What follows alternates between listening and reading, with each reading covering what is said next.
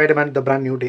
இந்த படத்தை பற்றி சொன்னோன்னா பீட்டர் பார்க்கர் சரி, எம்ஜே, அவன் ஃப்ரெண்டு எல்லாருமே, ஈவன் ஹல்க் எஸ்பெஷலி இந்த படத்தில் வந்து ரொம்ப நாள் கழிச்சு ஹல்க்கை வந்து ப்ராப்பராக ஹல்க்காகவே காமிச்சிருக்காங்க. ஏன்னா இதுக்கு முன்னாடி பாட்டு வரைக்கும் பார்த்தீங்கன்னா சரி, அவெஞ்சர்ஸ் எண்ட் கேம்லேருந்து பார்த்தீங்கன்னா ஹல்க் வந்து ரொம்ப டம்மி பீஸ் மாதிரியே காமிச்சிட்டாங்க. அதுவே வந்து நிறைய ஃபேன்ஸ்க்கு என்னடா இது இப்படி காமிச்சாங்கன்னு ஒரு மைண்ட் செட் இருந்தது.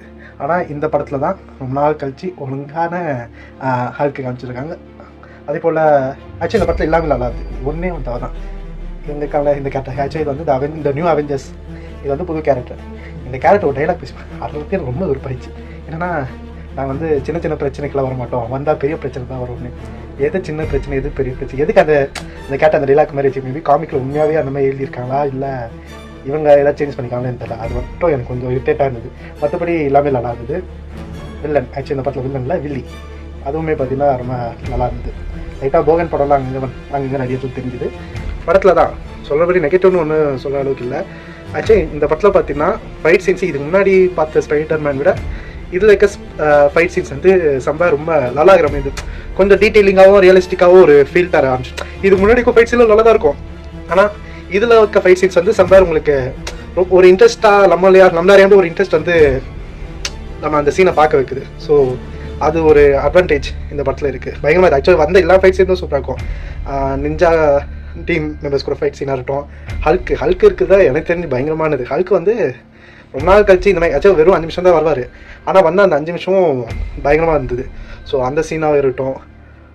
அதுக்கப்புறம் ஃபஸ்ட்டு ஒரு ஃபைட் சீன் அதான் எல்லாமே நல்லா இருக்கும். நல்லா இல்லைன்னு சொல்கிற அளவுக்கு எதுவுமே இல்லை. எனக்கு ஒரே ஒரு இது என்னென்னா, சம்பார் இந்த படம் 3D வந்து பார்க்கறதுக்கு ஒரு 100% ஒரு சாட்டிஸ்ஃபேக்ஷனாக இல்லாத மாதிரி தோணுச்சு. எதனால்னா, இந்த படம் இல்லை, இப்போலாம் பார்க்குற எந்த படமும் சரி 3D படம் இந்த ஒரிஜினாலிட்டி கலரிங் மிஸ் ஆகிற மாதிரி இது. அந்த பார்த்தீங்கன்னா ஒரு டார்க்கான ஒரு ஃபீலாகவே தருது.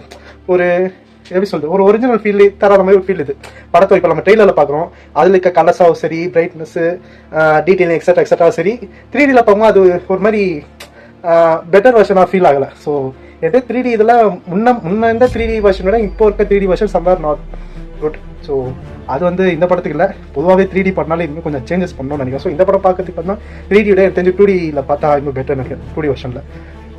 மெயினாக இந்த ஒரு விஷயம் சொல்ல வச்சேன்.